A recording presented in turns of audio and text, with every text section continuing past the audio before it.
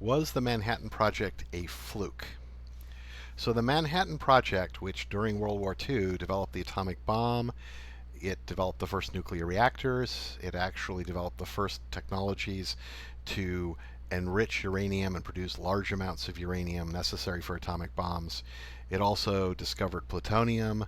It also developed the technology, breeder reactors and other technology to produce plutonium in sufficient quantities to build bombs, and a number of other things that were developed by it. And it led fairly directly after the war into the development of the hydrogen bomb, the thermonuclear bombs, which are 1,000 times more powerful than the atomic bomb. It's one of the great successes of science and engineering, and plays a very substantial role in science policy and how people think about science today. It's the great example of success of so-called big science, where you have a huge team, supposedly 50,000 people worked on the Manhattan Project, huge funding. It had a budget of about $2 billion in the 1940s, which would be something like 20 or 30 billion dollars today. It was phenomenally successful, and it accomplished many things very rapidly. And one of the most remarkable things about it is that the bombs worked right the first time. So that's very unusual in invention and discovery. Normally, your first attempt to build a steam engine or to build some kind of device, it doesn't work right, especially something which is a radical change from the past. So a totally new type of engine, a totally new type of explosive, which is what the atomic bombs were.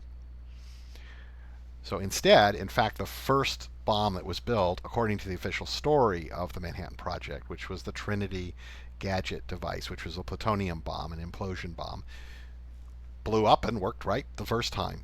And the second attempt, which was Nagasaki, blew up the city of Nagasaki. The very first of the uranium bombs, which were not implosion devices, they were based on guns shooting together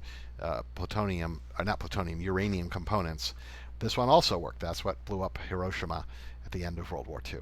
So all of this is very remarkable. It's a level of success in a scientific or engineering project that's very rare, and was very rare before World War II and has proven to be very rare since World War II, which is my main point. It led to the thought that, well, if we just throw an enormous amount of resources, a lot of people, we hire, quote, the best people, which usually means at a beginning level people who score well in academic tests, SATs, various other kinds of academic measures of performance. That's how we're supposed to identify the best. Then those people go through into graduate programs or whatever. And in fact, the labor force for the Manhattan Project, by many accounts, was mostly people in their 20s. The leaders were older, people like Leo Szilard and Enrico Fermi and some other people. But even these people were actually in their 40s at the time. So it created a picture of what you could do with massive government funding, highly organized, regimented, quasi-military program. After all, it was actually run by Leslie Groves, a general. And that's been a model that's been followed since then. And when we have problems, like we have something like energy problems that we have today, we often hear about having a new Manhattan Project, and it's been cited to justify the war on cancer. And it's cited in getting funding for things like thermonuclear fusion research, which after 50, 60 years of massive government funding has failed to produce practical usable fusion. It's used to secure funding for particle physics colliders like the Large Hadron Collider in CERN, or the Tevatron at Fermilab, or various other projects. It is often invoked, and the implication is, well, we have this formula that came out of World War II for this massive government financed semi-military program, and it's going to solve problems like curing cancer or a variety of other things. And it's invoked year after year to justify either the continued funding of some of these huge programs or the creation of new programs. However, we have a lot more experience now with these big science programs.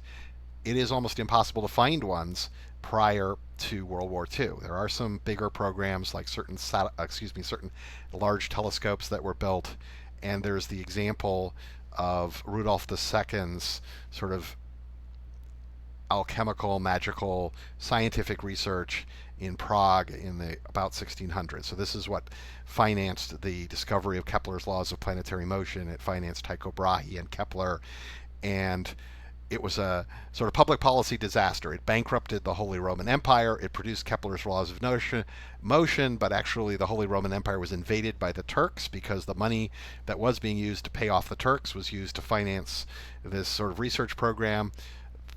Rudolf II was overthrown by his Habsburg siblings, but it's one of the few historical examples of some sort of big science before the Manhattan Project.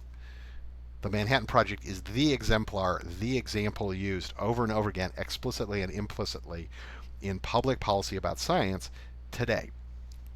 And it's rarely questioned how representative it is of what we can do with sort of big science. It's just sort of taken as, well, look at this incredible success. Therefore, let's do the same thing with cancer. Let's do the same thing with the aging process, with heart disease, with fusion power, alternative energy, a wide range of topics or fields of research. But, in fact, we've been trying to do this for 70 or 80 years since World War II with many failures that should raise the question of whether the Manhattan Project was a fluke. And in fact, the Manhattan Project was very unusual, as I mentioned, for what it was able to accomplish. To get these bombs to work right the first time, for example, it actually made several discoveries that were quite substantial very quickly between 1942 and 1945. So remember, the program hardly existed before Pearl Harbor in December of 1941. It got crash funding for 1942, 43, 44, into 45. Trinity took place in May of 1945, and of course, the two bombings, Hiroshima and Nagasaki, took place in August of 1945. So that's an incredible amount to accomplish in only 4 years, let's say 4 years. And that's very fast for major inventions and discoveries. Usually when you study them before and since, you'll find it takes at least 5 years. It's a very slow process, and there's a lot more failure than seemed to occur in the Manhattan Project. And there's a lot more trials of the full system, a lot more attempts to make the system work before you finally get what you're doing working. Now, in discussing this, I want to make the caveat that the Manhattan Project was and remains classified. So we know some things about it are still classified. We don't know the exact design of the bombs, things like that. We do not know, and maybe can never know or be sure, how much of the official story, how much of what has been, quote, declassified, unquote, is false and may have been falsified for some reason. One reason being to make it harder for enemies, whether the Soviet Union back in the 40s or Iran today or terrorists or other people, to figure out how to make an atomic bomb. I'm going to proceed with the assumption here that the official history is largely correct and is not omitting or in fact lying about something critical. But I do consider that a possibility. It's not something I ignore. What do you do? I have to speculate what might have been covered up. So I'm going to talk about the things that maybe made the Manhattan Project a fluke. So I've written about this a couple of times for the math blog. So first, about in 2011, I wrote an article called "The Manhattan Project Considered as a Fluke," just going into this idea. And later, I looked specifically at the mathematics of the Manhattan Project. So one of the things about the Manhattan Project is theoretical calculations, which were actually done with sort of punch card machines and adding machines. This was a bit before computers. These were very crude calculations by modern standards. I mean, keep in mind that a modern iPhone or a smartphone is more powerful than a supercomputer in the 1980s, and the computing power available to the Manhattan Project for this entire project was probably less than, say, an Apple II or an IBM PC in the 1980s had. So they were doing it with manual calculation by people, often young women. They were doing it with these adding machines and punch card machines from IBM. They had very limited computing power, and yet amazingly these weapons seem to work really well according to these theoretical calculations. It's in fact remarkable. Most often when you design something with math, with computers, with various methods, it doesn't work right the first time or the second time or the third time. There's a lot of going back and forth to get things to work right.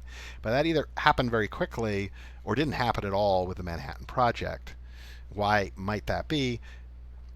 Well, one of the things about the bombs is, from a mathematical and practical point of view, in some ways they're very simple. I'm going to show a picture. So for example, this is Gadget.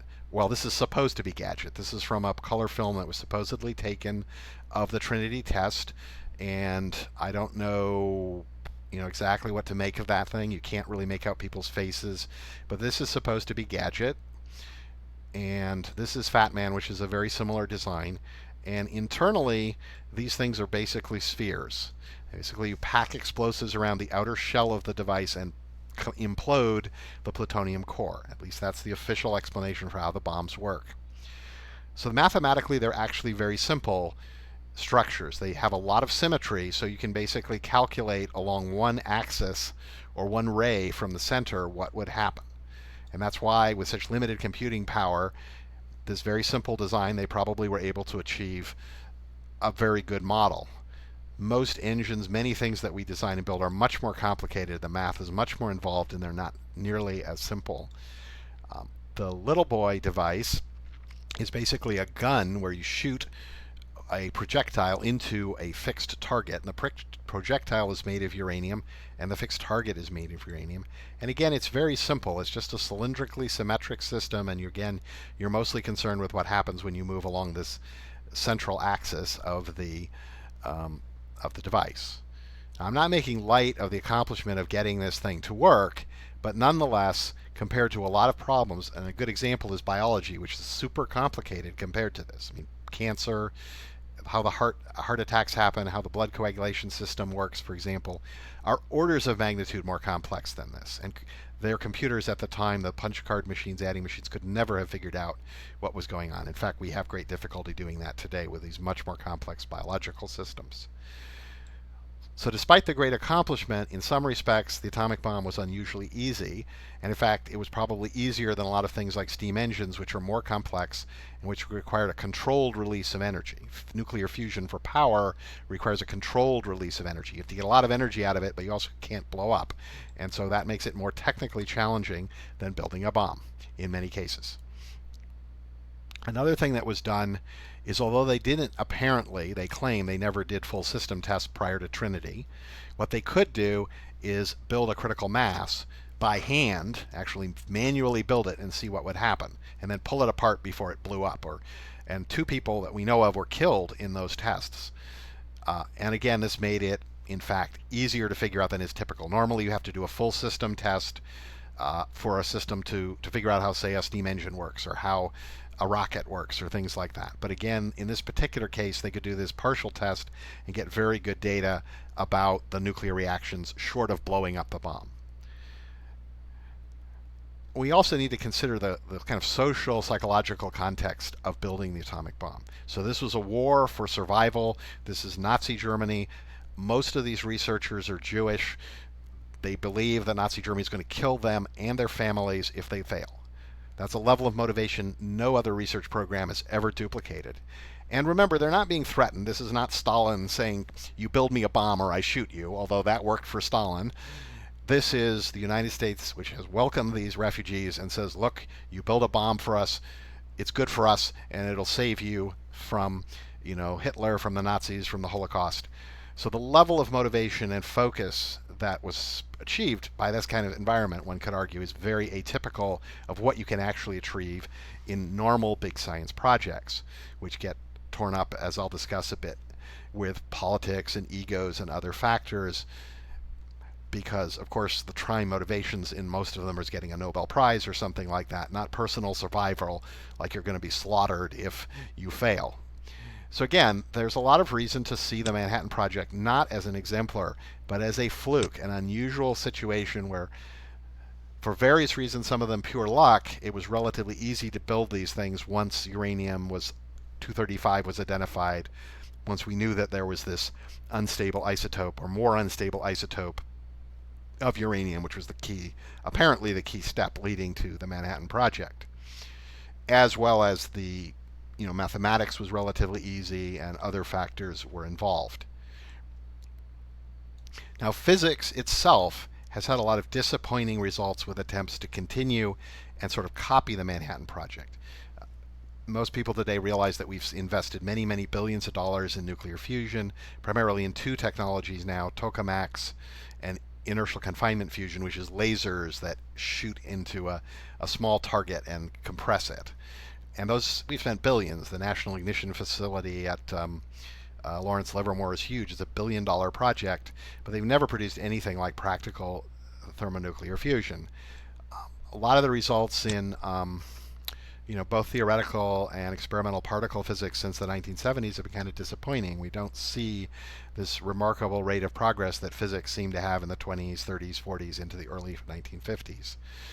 That coincides with enormous funding. So post-World War II funding was absolutely enormous. And so I'm just pointing out some books, recent and not so recent, of people. This may not be the mainstream particle physics viewpoint, but really questioning the direction and success of sort of big science particle physics. And so this is a recent editorial by Sabine Hassenfelder in the New York Times about the lack of results coming out of things like the Large Hadron Collider, that no new physics, no new fundamental research has come out of it actually. It just confirmed what we thought we already knew, and whether it really makes sense to build an even bigger and more expensive collider. There's been a succession of complaints and books about this for many years. So this is Lee Smolin's book that's critical of string theory from, I think it's about 2003. This is actually a 1994 book that's very critical of particle physics research. This was 1994. David Lindley is a former physicist turned science journalist. And there are many others. So the actual results that have come out of specifically the physics big science projects, especially since, let's say, the late 50s, early 60s, when the hydrogen bomb was completed, when lasers came out, have often been remarkably disappointing. They don't come anywhere near the sort of things that came out of the Manhattan Project. And we can find many examples of this in other research areas, like the war on cancer, which has actually consumed something like $200 billion in the United States alone, with very disappointing results. Maybe some positive results, but very poor. I mean, cancer remains a very serious disease and is often fatal.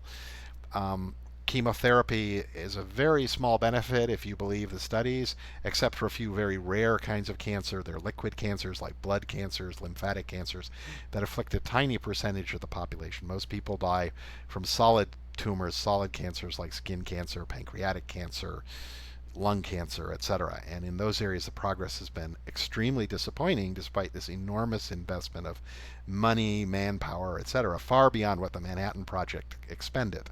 It's not an isolated case. Again, we can point to many examples of new Manhattan projects since World War II that really don't have much to show for them. And that's easy to understand if we think that the Manhattan Project was in fact a fluke. It was atypical of what can be accomplished. Indeed, for example, the early example I cited of Rudolf II, where almost nothing came out of his research. So he funded a huge number of alchemists, astrologers, and other people to research what was then sort of the science of the day. Most of it very poorly founded. I mean, we don't believe most of the things the alchemists and magicians believed back then. We know many of them are false. And so most of it just went nowhere. And he sort of lucked out that Kepler was able to figure out the elliptical orbit of Mars and the laws of planetary motion, the practical benefits of which were essentially zero in the 1600s. It was just sort of nice to know, and it was incredibly expensive, and it actually got Rudolf II overthrown. It was not a good, it was a poor expenditure of public funds by any reasonable definition. And that's one of the few big science examples prior to World War II and the Manhattan Project. Now, can a Manhattan Project attempt to actually be harmful? What I've argued is the success of the Manhattan Project very likely was a fluke, and the reason we can't reproduce it is it's atypical of what happens in big science projects. They typically can't achieve for a variety of reasons, including the math is often much more complicated than in building bombs. But I think that there are sociological effects to very heavy funding of a program. It creates an interest group in the people employed in, say, the Manhattan Project, who have a very strong interest in maintaining that program independent of whether it's actually producing useful results or accurate results. So they just keep right on going, and they have such a huge budget, literally billions of dollars in these types of programs, that they can spend a tiny fraction of that billions on public relations and propaganda, essentially, hype, to make it look like they're doing something or are likely to produce something good. They can spin the results, and that's what Sabine Hassenfelder is griping about here. And this is a recent video interview, or actually, it's a podcast, really. It's an audio interview with Stephen Shu, a former particle physicist who now works in sort of, I think, trying to genetically engineer smarter people. Steve Shue was at Caltech when I was there. We were both undergraduates in Page House, so I know him very slightly. My point, though, is these huge, heavily funded projects have enormous amounts of money, and they create an entire community of people, an entire sort of ecosystem that depends on continuing them. So in particle physics, you have accelerator physicists, you have experimentalists, which is what I was, that build detectors, you have theorists who produce theories that justify building the accelerators. You build up this entire self-perpetuating bureaucracy of people who are very committed. They will lose their job if these things are defunded. They can figure out how to present what they're doing in a very positive way, and essentially to make it so you can't really falsify the theory. Again, this is kind of the things that Sabine Hassenfelder is talking about. They predict new particles, what they never find, and then they say, well, the next biggest accelerator may find those particles. So it's they can't lose. If they find the particles, they look great. If they don't find the particles, well, we need to build an even larger, higher energy accelerator. And we could say the same about cancer research. We can say the same about fusion research, where basically the solution is, well, we couldn't get fusion, but if we make the tokamak bigger, if we make the laser inertial confinement fusion device even bigger and more expensive, this time maybe it will work. And of course it doesn't. And what we're seeing is kind of the natural growth of gigantic organizations, of huge bureaucracies. Small, limited funding, sort of tabletop research, the amateur inventor in his garage, the college professor that is basically supported by teaching, those kind of things that used to drive a lot of scientific research prior to World War II, those don't exist for the most part anymore.